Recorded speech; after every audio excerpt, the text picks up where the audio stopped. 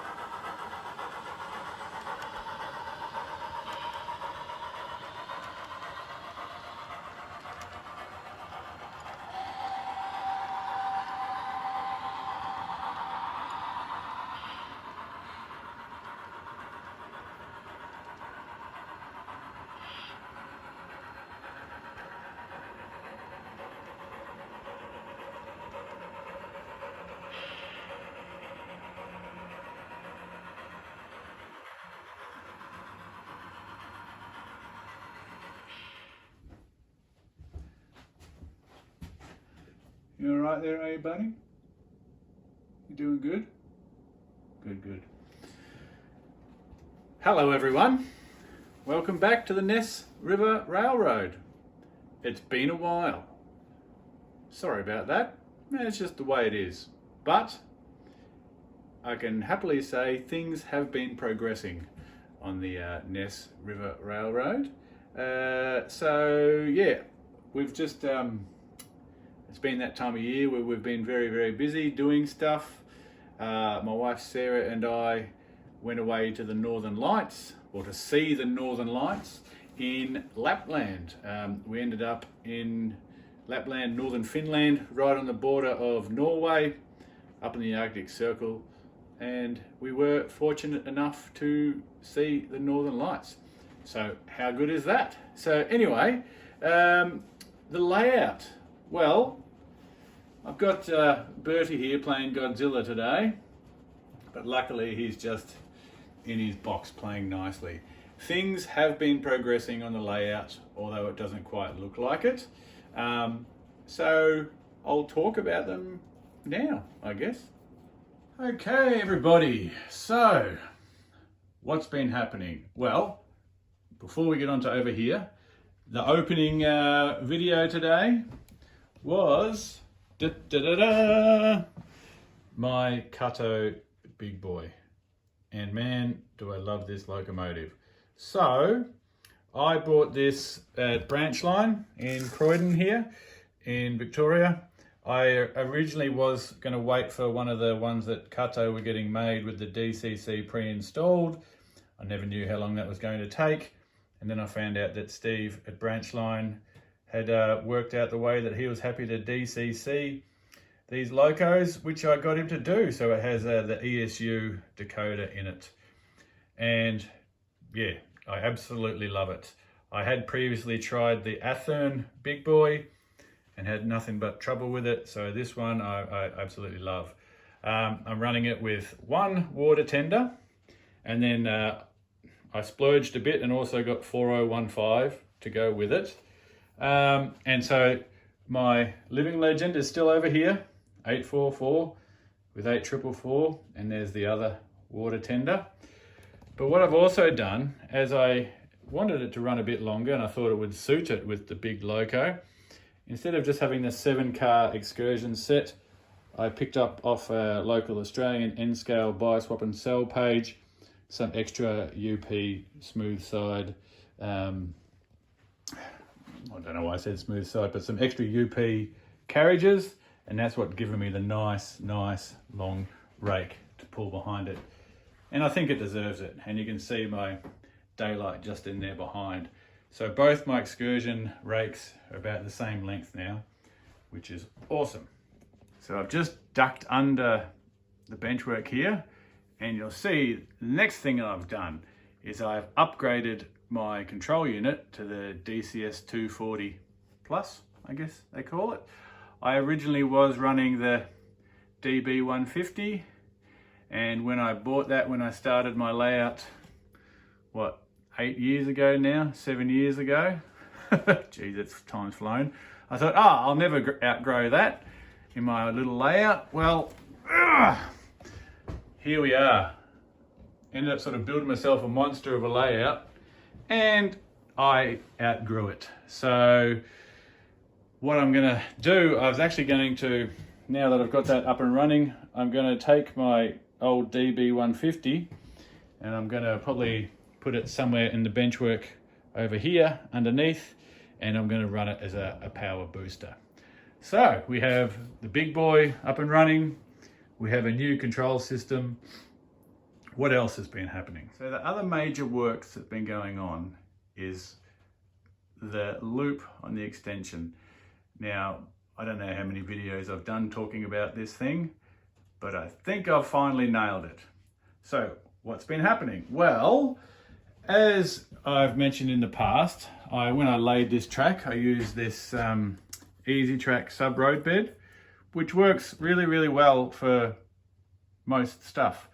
But I found that up here, I wasn't getting the super elevation that I wanted on the curves to help the trains navigate a reasonably tight radius on an incline.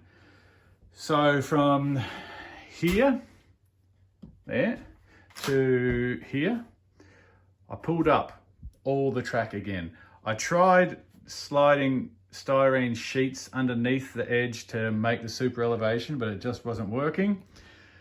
So I pulled that all up yet again, and then I went back to the method that I've used, that I got shown by my friend Dennis for sub-road bed, which was the split cork. And so I laid it all down in cork again, and then I went in with a sanding block and some fairly coarse sandpaper, and I actually sanded as much as I could of the incline or the super elevation into it. And then you can see under here, I've also used thin masking tape to help get the banking. And then if we come in and have a look on the angles like up here, you can see that it's actually worked quite well. And this area is running better than it ever has at this point in time. I still, believe it or not, may need to tweak just in here ever so slightly, but I do literally mean just tweak, not pulling anything up, just a bit of jiggery and pokery. So, and I've also started putting the scenery on the inside of the loop now. Okay, so what I've decided to go with though, because I have that long tunnel there and I need to be able to get in, I've cut this section back away from the layout and I have made that removable. All right, so what's going to be up here, I'm going to make it like a little lake or something, and I'll actually paint the lake into the timber. I've been looking up a bit of how to do that. And then, yeah, if needs be, I'll just lift that out. So what I'm gonna do is I'll make that all rock. And if any of you guys have been to Thailand or Vietnam and you see their cool rock cliffs that they have and how the bottom sort of erodes away, it might be something like that, or it might just do it like a quarry sort of a thing, man-made lake, but we'll see. So it is progressing, all right? So I hope I haven't waffled on too much there. Let's move on to the next bit. The final thing, what else has happened? I have extended the sidings for my cold tipple, all right?